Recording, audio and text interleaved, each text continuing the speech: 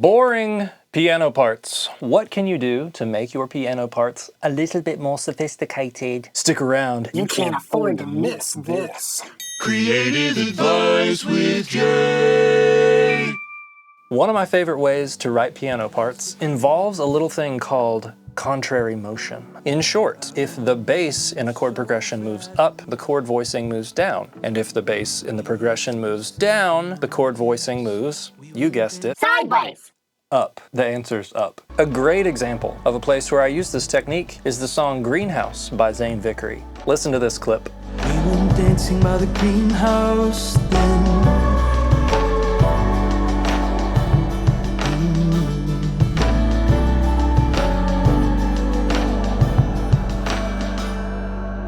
Here's part of the bass line by itself. Now, one obvious way to play these chords would have been,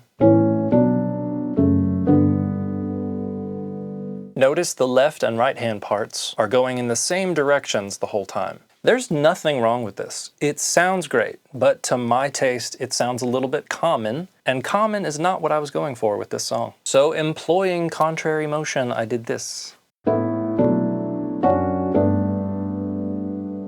Then I changed the chord voicings even further, still with contrary motion, to do this.